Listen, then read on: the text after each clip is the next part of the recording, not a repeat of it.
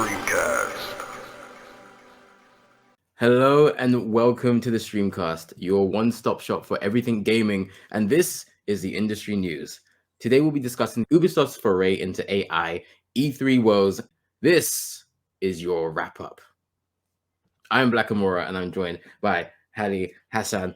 I don't know which one we're going with now. Both. I'm gonna just start accruing more names. So by the end of the month or the year, we're gonna have like the whole episode just be my names. That's the aim. That's the episode. But yeah, we are going to cover the latest gaming news in the industry, stuff that you're not seeing covered elsewhere. Ubisoft have commissioned AI to help them write in scripts. Now, Hassan, could you go into a little bit more detail for us? Yeah, to kind of start with, I need to explain what barks are in gaming. Barks are a kind of catch-all term for the dialogue that NPCs just kind of say when they're moving around the world and kind of interacting with each other. The grunts and the like anything that isn't like core dialogue is grunts basically. Like just when two NPCs just bump into each other on the road and they're like, "Hello, how are the cabbages? I was enjoying the forest today. Goodbye." Like that. Yeah. The box. Like in the same way, like just the forest noises and the ambience and like the crinkles and that kind of stuff. Ubisoft have put together the idea to build this ghostwriter to streamline how books are written and to take the pressure off of writers, because like that's a lot of work and it is like fairly like mundane work to kind of spend a lot of time doing. Like I guess it's not like what people really want to kind of like creatively spend their time on. And that makes sense to me. Like that's totally fine. It's just AI is kind of it's a loaded gun kind of at the moment in the tech scene because of how it's being used to kind of steal work and to kind of make people and their jobs obsolete at this point. There's a lot bad being done with AI, but it doesn't seem like it is in this case. Like Ubisoft put out a newsletter called "The Convergence of AI and Creativity" by Ben Swanson, and he did a GDC talk, and he was talking about how none of the inputs into this AI are going to be just from the internet at large. It's going to be all in-house, which is a fantastic stance to have. So they're not going to just be stealing writing willy-nilly. It's going to be directly inputted, like staff written work. So in a double-pronged good thing. A, it's going to be work that they own, so they're not taking anyone's ownership. And B, it's going to also teach the AI the Ubisoft language, because that team of writers have like a particular flair to write in a specific way, and that's going to sound more genuine in that world that they're creating. So that's good. That's really good. So like, because it would be quite jarring to like imagine picking up a novel and being like, "Oh, this is Brandon Sanderson," and now suddenly this is Terry Pratchett. Like it wouldn't make. Yeah, it'd be a bit jarring.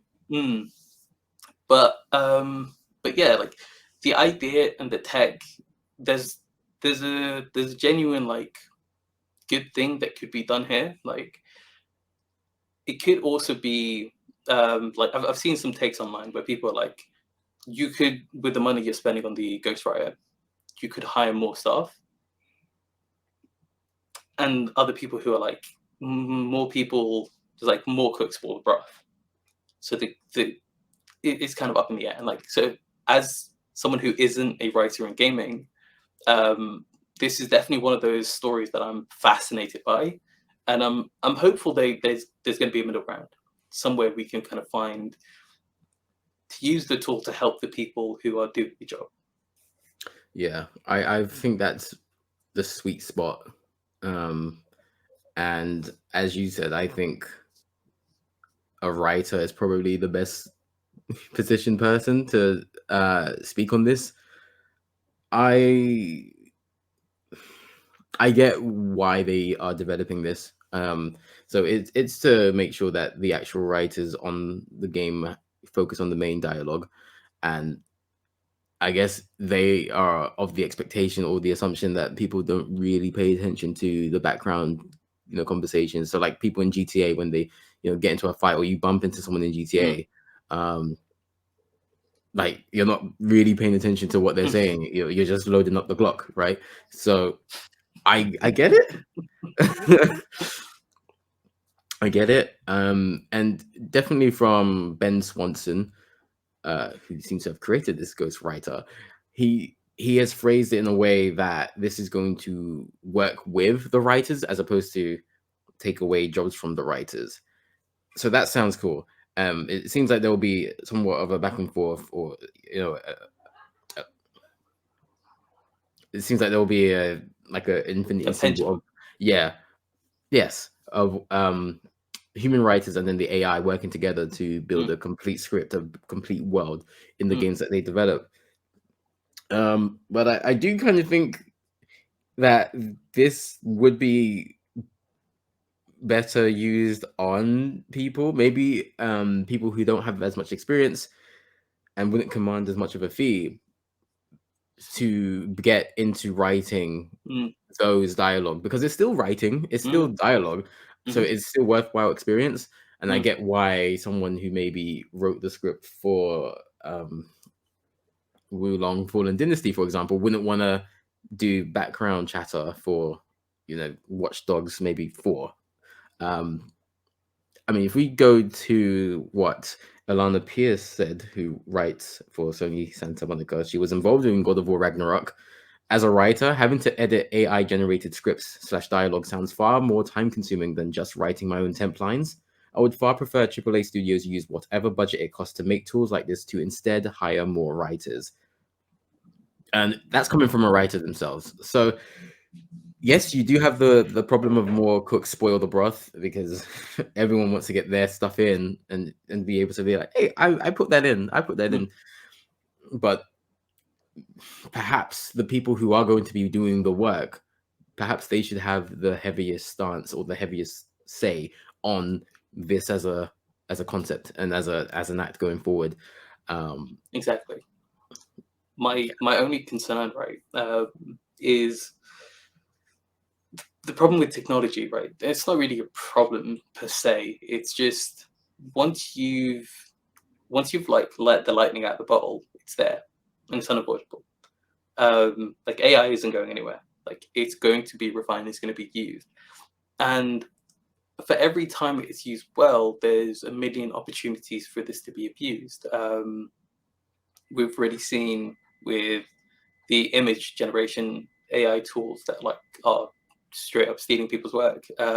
This is something I didn't know, and a mate put me onto it online. They were kind of showing me like how egregious a lot of the tools were for like scouring the internet and taking people's content without their permission, or just removing their ownership and their own things.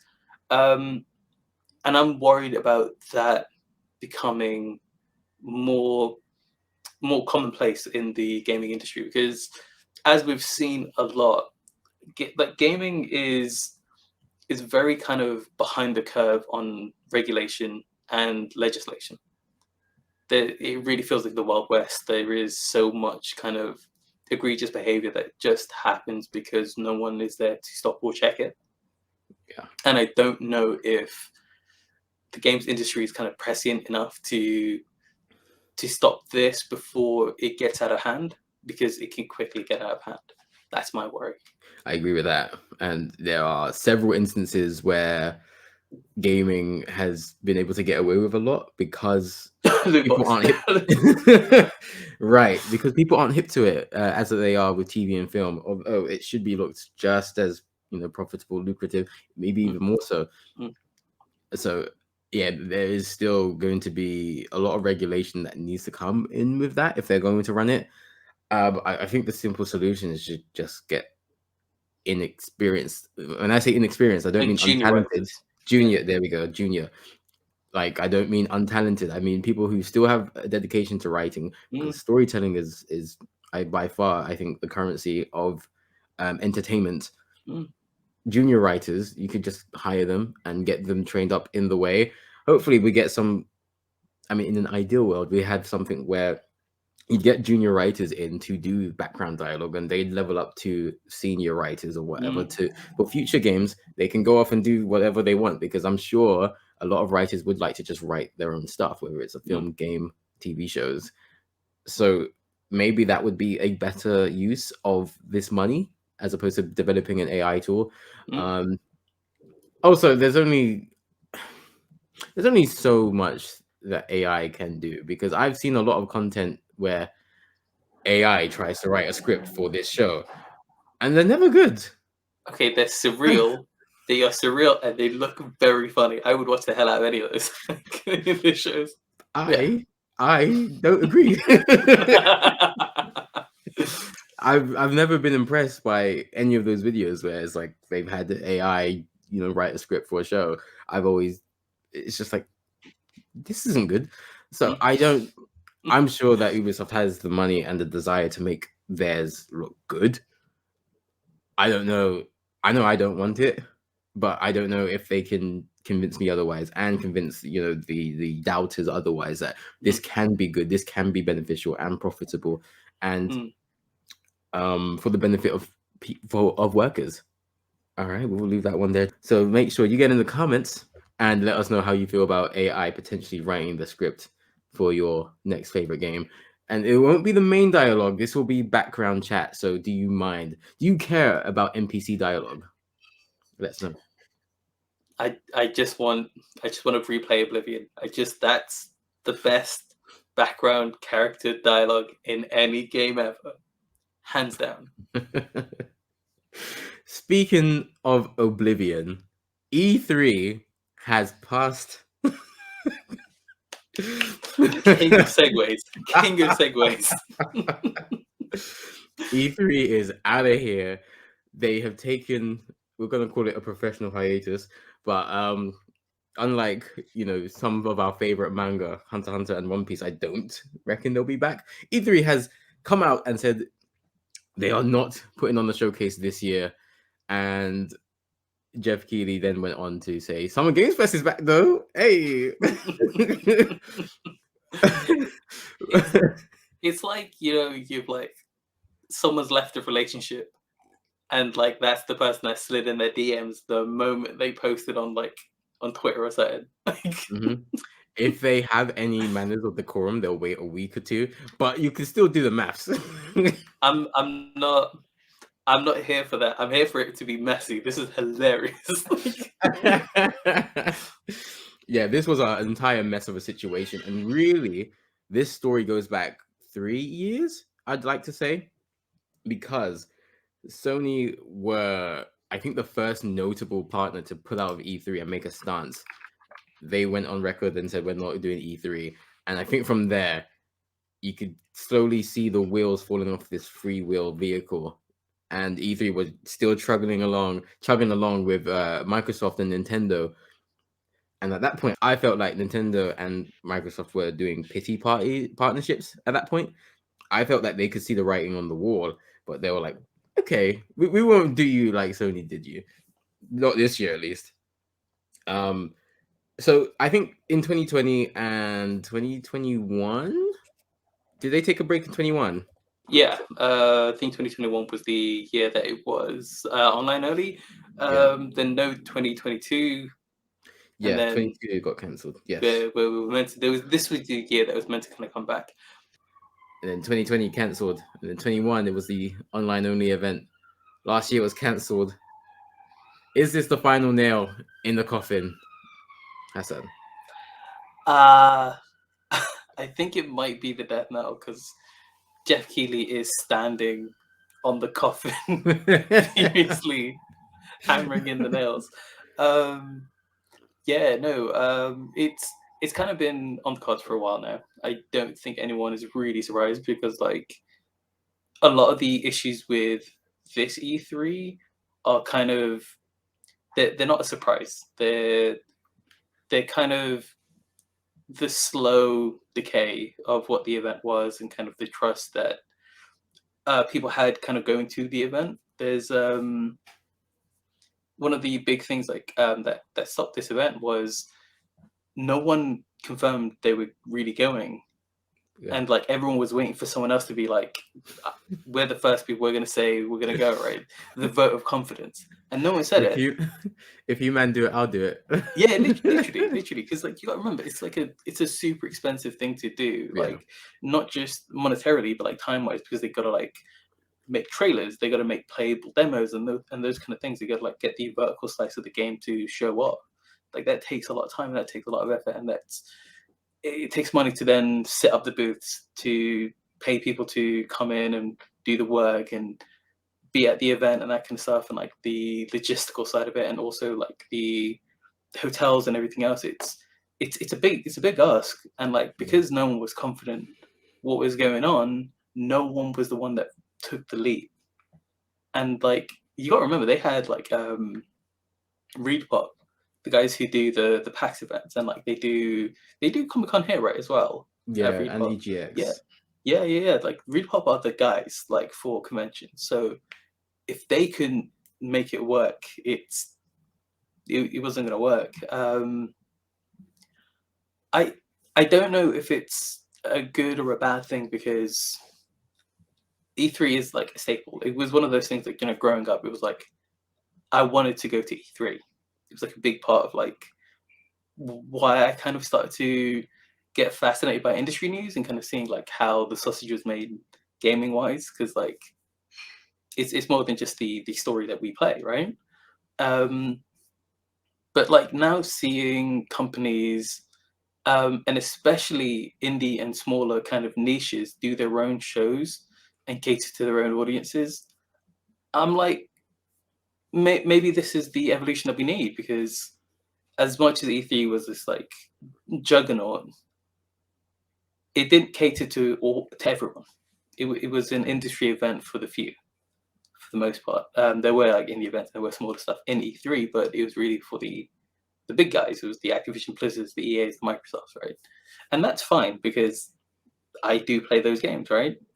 I don't want to be like an indie elitist, be like, huh. But like it's nice to kind of see that the online space kind of gives people the ability to curate spaces for those niches. And if E3 is the thing that sacrificed to do it, then I guess so.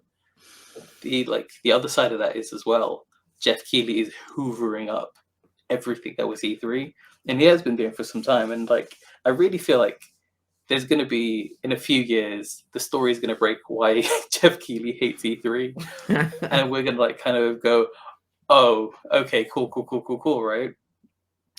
So he does like the play days where it's like what E3 used to be. It is an absolutely industry-focused event. It's a small thing, but people come who are in the industry, who were journalists and those kind of things, and they come, they talk games. They have their meetings, they get shit done. It's a very small, contained thing. You go there to work. It's not an entertainment thing. Yeah. In the way that E3 kind of became. And I think because that's there, and again, like, people have confirmed they're going to that, like Bandai Namco and I think a few other people. There's an IGN article where they kind of had like a list of the few of them. I'll hunt that down at some point. Yeah. But yeah, so it's like he's got the vote of confidence. He's got the like everything set up, and he's got Summer Game Fest. So it's yeah, it's a lot, really. He also has the Game Awards, which is very successful. Summer Games Fest, I felt that was the turn when Jeff was like, okay, we're going to make sure that we are the June showcase. There's not just one thing we can attribute this closure to. And I personally think if E3 does not rebrand, they will end up like Blockbuster. There's not really a way back for them. And it's sad because, like you, I grew up kind of idolizing E3. Oh, this thing is really cool. But over time, that ceased to be important. The entire concept and the way E3 is delivered doesn't work nowadays. In this day and age, it just doesn't work. You've got what, 3 days, 4 days. I mean, I'm sure they could do 7 days if they wanted to, of just solid gameplay, showcases, trailers. You got industry personnel, you got entertainment superstars.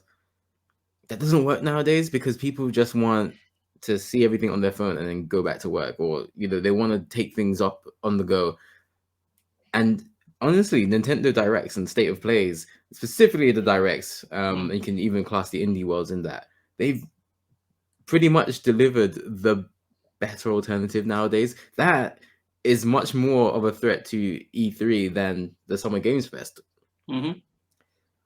And I mean, the writing was on the wall when Sony pulled out 3 years ago. And it kind of felt like it was this unspoken nod of agreement that Nintendo and Microsoft were like, yeah, we gotta cut. But we're not gonna cut straight away. We're gonna give you this pity partnership. you gotta remember, right? Like we take the piss out of Jeff Keighley's Twitter behavior, which is very funny. I love it. It's just the corpse wasn't even cold before he posted up that tweet. It was amazing. 10 out of 10. Comedic timing on point. But Microsoft,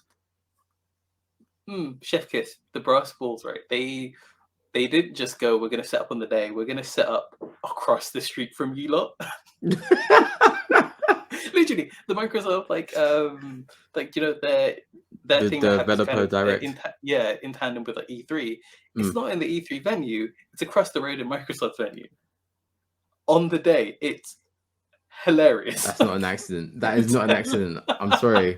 The cynic in me cannot believe that is a coincidence. And they've been doing this for years, and I'm like, golf claps. That is just chef kiss petty. It's beautiful. Very petty. I wonder if there is going to be some sort of news breaking, like you alluded to earlier, because it now kind of comes across that everyone's got this silent beef with E3, but it's unprofessional to kind of speak out about it. I'd like to know that. Is there anything? I was going to say, Jason Schreier, this is completely your wheelhouse to break these kind of stories. If you've got something in the works, I absolutely want to read it. Also, if you want to come on the podcast, open invite. Let's go. I was going to ask you, do you think there was anything that E3 could have done to prevent this? No, not this year anyway. It's way too little, way too late. The problem was, like, for the most part, they didn't acknowledge the issues, and they started to kind of move away from what the industry needed it to be. And again, because they needed to make money to kind of make it a viable thing, that's fair enough. I get that. But because there's like this disparity between the industry event people who are coming there to have meetings to kind of make work happen, and to also show off their stuff to other people in the industry or to press, weren't getting that because it was kind of being sidelined by the general public kind of being brought in. Like there had to be a break there somewhere, right? Yeah. And it's like, do you do a separate event for like the press? Do you do a separate professional event with a public event? Is that the pivot? Because that may have been the pivot. It's like, say you get the press in first and then you have the general reveal or something like that. But because it's like year after year after year of people making the same complaints, and because year after year after year, everyone else is doing their own thing better and serving those niches better, I don't think there was anything they could do. Like, it was too little too late. Yeah. I think you are bang on. I think back in 2020, everyone understood because of lockdown. And that's really when they should have been getting into work mode and re-strategizing. We should have been seeing a completely different E3 if they wanted to thrive in this era. And they didn't do that. They kind of just wanted to do the same thing, which, sure, that's your expertise, but that's not what the people want now. Because E3, back in the noughties, we would see PlayStation and Capcom and Nintendo and Bethesda But now they can just do that themselves with these 15, 20-minute showcases, which are going to target their niche fans much better than an E3 is, because a collective, you're going to lose interest. I think the only thing they could have done is either, mix it up with a gimmick, try to strike a deal with Evo, but before Sony bought them out, because then you have a reason for it to exist. You have a reason for people to fly out to attend, to want to cover that event. Or if they could hold a mid-year games awards, I don't know how that would work. That would work as well, because the Game Awards works very similarly to how E3 does, but because of the gimmick of awards and people getting their flowers, that's a completely different event that people are willing to stay up for and catch the whole event. E3 alone isn't enough to survive in this era, and I don't think it can work because of how instant this generation is in terms of their needs, their wants, and now the technology is there to match that. So, absolutely. When E3 was like pivoting towards like talking heads and like people from YouTube and from Twitch and that kind of stuff, if they had said in 2020 when COVID hit, we're going to do this completely online, and we're going to integrate these people who were incredibly awkward on the stage because that isn't a setting, that's not what we trained to do. Like people who are good presenters, that is an amazing skill, and it is absolutely a skill that's like worked on, right? You can't expect just anyone to be able to do that. Like it takes work to be able to do it. I couldn't do it. If E3 said, Hassan, come on stage and present this game, I would say no, because like I don't know what I'm doing. First of all, they'd come to me and I'd say yes. We all enjoyed the cringe compilations, but like it is also like unfair to kind of expect that level of skill and kind of like presentation from people who aren't trained in that. If they had said, these people, do it on Twitch, do it on your platform of choice, do it the place where you're comfortable, and we start catering to the crowds that you draw in, because those are the people we're trying to leverage by bringing you here, the event would have stayed and had like staying power in a different way, and it would have evolved into a new way, into a way that this current generation is really looking to be served in, and is being served better by things like Black Voices in Gaming and the Cozy Games Awards. Shout out Black Voices in Gaming. Yeah, I love all of those guys. The best, the actual best.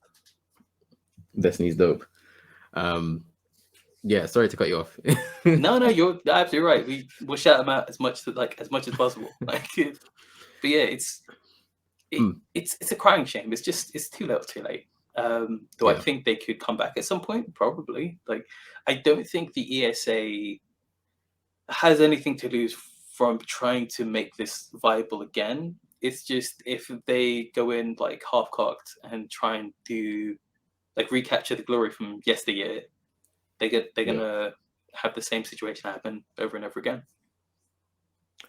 Yeah, I agree. I think that there is always an open door, because no one really knows about the future. No one really knows how things are gonna go. No one knows what piece of content, what idea is going to yield the most success. So there is always that opportunity for E3 to come back in a big way. But I think it definitely needs to be intentional. As you said, it can't be half-cocked. It has to be intentional. I think they need some serious consultants on every level, industry people, creators, because they need to essentially marry the interests of people developing games and the people who are going to enjoy those games. If they can't do that, then it might just have to be, we enjoy these state of plays and these Capcom showcases. Summer Games Fest, I don't know if they know it, but they have the same issue, because I think this is going to be their third year running, and I was not impressed by either year of their showcase, their presentation, their rollout strategy, because it has exactly the same format as E3, but it's online, which doesn't work. Again, I think there's a lot of integration you could do when it comes to like people on stage. If that is a problem, you can have like them do promo speech classes, but I think that is a very small problem in the big issue of people don't want to sit for 3 hours to potentially get a game trailer for a game that they have been waiting for 4 years. True. Saying that though, when Jeff Keighley came out with the Gotham game that came out last year with all the vigor, sprinted out, Batman's dead. That'll live in my mind rent free forever. Like he was excited. It was. You know what? Jeff has his strengths. Comedic timing, delivery. Yes. I personally will never forget when The Rock came on Summer Games Fest to talk about Black Adam, not a game. That movie bombed. But you know, it's not about The Rock, and it's not about mediums that aren't gaming. I'll say a lot like about like the pacing of some of these events, but like I gotta give it to like Jeff Keighley. Like he built this stuff from the ground up, and he knows how to kind of do the business side of things, like making sure like the kind of the money is rolling in and doing these kind of spots. Like I wouldn't know how to begin to get to do these things, and like it's a funny little thing we can kind of point at, but like it doesn't impact most of it. Like if it was every other segment, it would be like, okay, this is ridiculous. Yeah. I will say the way you quite rightly pointed out that presenting it takes a lot of skill. I also think being a competent business person takes a lot of skill. Rates and being able to say no, negotiations, being able to separate personal and business matters. It takes a lot of skill. And yeah, Jeff definitely needs to be complimented for that. I don't think I've ever complimented him on record, so I will go on and say that. That's my influence. I'm making you a more balanced person. I don't like it. But I mean, to your point, I think the Game Awards are perfectly paced because you had Hosier doing a musical number and you had someone else doing a musical number, I think related to Diablo, and it didn't ever feel like, oh, what the hell? Get to the awards, it felt like a really nice change of pace. So yeah, if there is anyone that I feel that can do an in-person convention a la E3, it would be Jeff with Summer Games Fest, ironically. But I do still think that he faces a lot of the same problems that E3 does, in that people don't want to just sit around for hours each day. Yeah, true. Let us know in the comments what you think. Did E3 play their cards too slowly? Do you think there's still a chance for them to come back and storm the industry? Let us know as we wrap up the wrap up. I was like, are you gonna make the joke? I'll make the joke. You can follow us on Twitter, Instagram, and TikTok, Streamcast_. Subscribe on our YouTube channel, youtube.com/Streamcast. Subscribe if you haven't already. And you could see more content like the WWE 2K stuff. Tap that bell, set it to all so you get all our videos as soon as they go out. Twitch.tv/Streamcast TV, where you can see myself, Hali, and Akira. And we are also on every podcasting platform that you need to know. So make sure you search us on your favorite one and follow. We've got a website as well, thestreamcast.co.uk, for more great information about us. But until next time, take care of yourselves and your loved ones. We'll see you in the next one. Bye.